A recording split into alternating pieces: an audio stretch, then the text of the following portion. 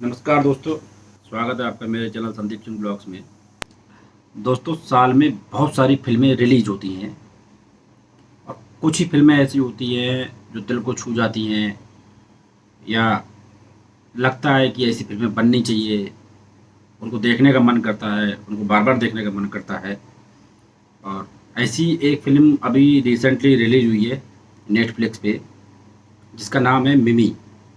ये मूवी कीर्ति सेनन, पंकज त्रिपाठी, मनोज बावा, सुप्रिया पाठक, दो अंग्रेज हैं इसमें, एक मैडम और हैं, उनका नाम मुझे नहीं पता है, गूगल पे मैंने सर्च नहीं किया। इनकी है। और मैंने ये मूवी देखी और मूवी देखने के बाद रियलाइज़ किया कि ये मूवी बहुत शानदार है और ऐसी मूवी बननी चाहिए, ऐसे टॉपिक्स पे मूवी बननी चाहिए।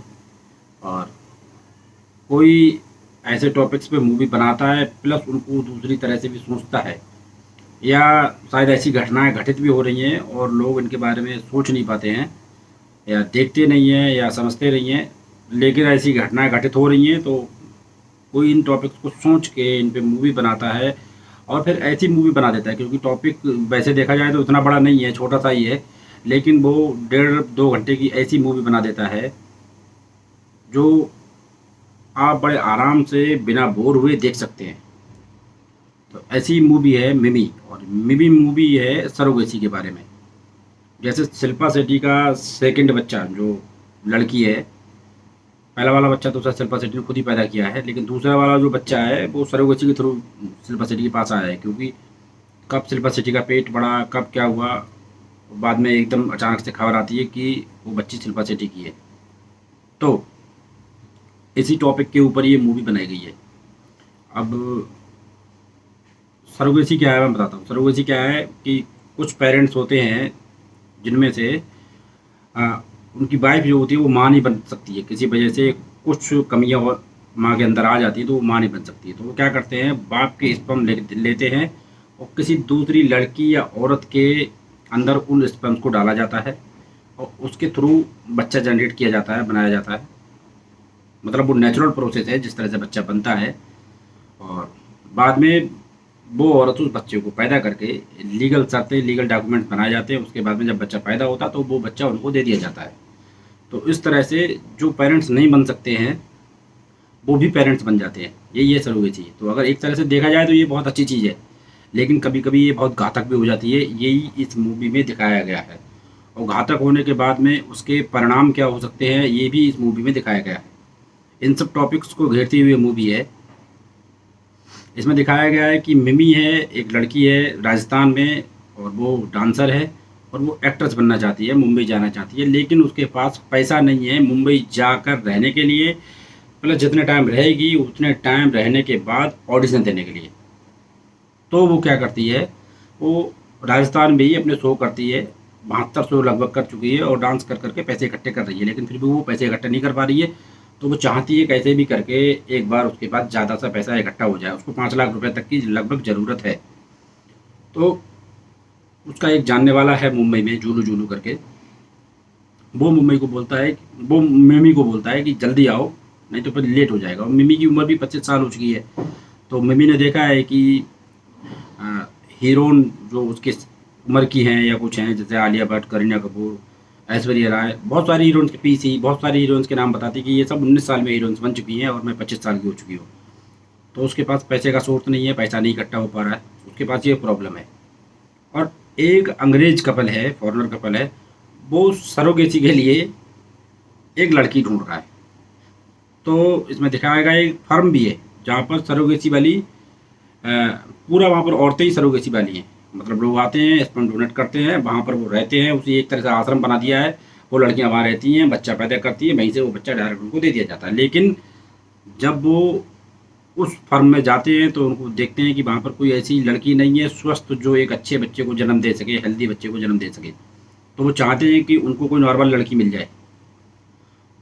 वो मिमी को क्या करते हैं, एक होटल में डांस करते हुए देखते हैं। तो वो देखते हैं मिमी डांसर है, एथलीट, एक तरह से स्पोर्ट्स है, और उसकी बॉडी बहुत हेल्दी होगी, लंबी चौड़ी है, हेल्दी भी है। तो उनको मिमी बहुत अच्छी लगती है। तो वो पंकज त्रिपाठी, मिस्टर भानु प्रताप पांडे बने हैं दिल्ली के रहने वाले हैं, जयपुर में क्या करते हैं, गाड़ियाँ चलाते हैं, राजस्थान में गाड़ी चलाते हैं और फॉरेनर्स को घुमाते हैं। तो एक तरह से टूरिस्ट वो गाइड बोल सकते हैं आप इनको, और प्लस टैक्सी ड्राइवर तो है ही है। तो इनकी बात होती रहती है, तो ये पूछते हैं कि क्या समस्या है, क्या मैटर है। तो वो बताते हैं कि हमें एक लड़की चाहिए। तो बोलते हैं लड़की हम दिलवाएंगे। उसके बाद में वो फॉरेनर कपल मिमी को जब देखता है तो भानु प्रताप को बताता है कि मुझे मिमी जो लड़की नाच रही थी वो बहुत अच्छी लगी। तो बोलता है, वो फॉरेनर कपल बोलता है कि ऐसी लड़की अगर कोई मिल जाए तो अच्छा हुआ। तो भानु प्रताप बोलता है कि पैसा दोगे तो ऐसी लड़की क्या, मैं यही ला के दूंगा आपको। और फिर वो जैसे तैसे करके मिमी को सरोगेसी के लिए मनाता है। मिमी मान भी जाती है क्योंकि मिमी को एक्ट्रेस बनना है। तो इनकी बात तय होती 20 लाख रुपए में। और फिर वो अपने घर वालों से छुप छुपा के सरोगेसी करवाती है, प्रेग्नेंट हो जाती है। उसके बाद में डॉक्टर कुछ, अब ज़्यादा स्पॉइलर नहीं दूंगा, डॉक्टर कुछ ऐसा बताता है उन कपल को, वो बच्चा लेने के लिए तैयार नहीं होते हैं। और मिमी को बिना फेस किए हुए, क्योंकि उनकी हिम्मत नहीं होती फेस करने की, अमेरिका वापस लौट जाते हैं। अब सारी कहानी पंकज त्रिपाठी पे आ पड़ी होती, क्योंकि पंकज त्रिपाठी ने ही मिमी को यहाँ पर लाके फंसाया होता है। एक तरह से फंसाया होता है, मतलब मिमी को बोला होता है कि बच्चा करो और ऐसे ऐसे। अब जब वो बच्चा नहीं ले रहे हैं तो जाहिर सी बात है मिमी फंस गई है। अब इनकी कहानी बहुत ऐसी तैसी लगने वाली होती है।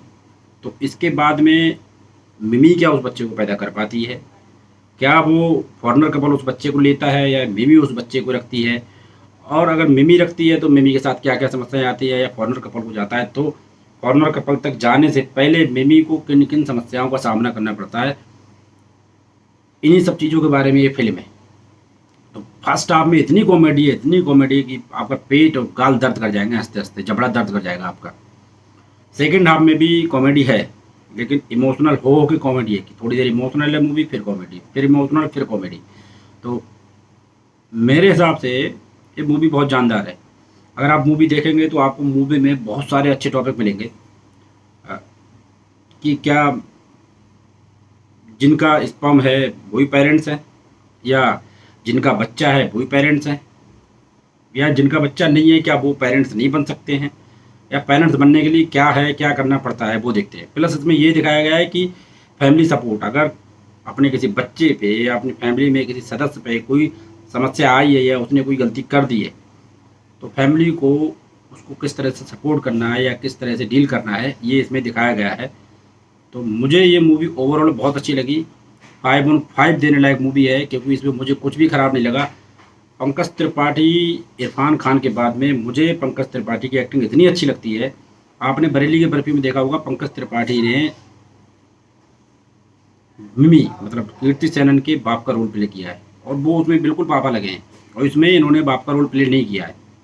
तो इसमें वो ये पापा नहीं लगे, आपको कहीं से नहीं लगेगा ये वही पंकज त्रिपाठी है जो बरेली की बर्फी में थे।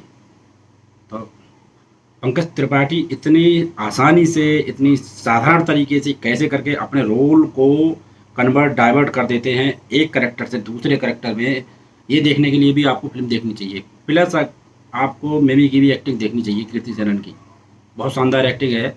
आजकल की हीरोइंस हैं जो एक्टिंग करने का दावा तो करती हैं लेकिन कर नहीं पाती हैं, तो कीर्ति सेनन की एक्टिंग बहुत दमदार है।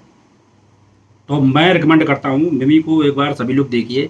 एक तो आपको नई चीज़ सीखने को मिलेगी, प्लस आपको बहुत मज़ा आएगा। पूरी फिल्म बहुत शानदार है।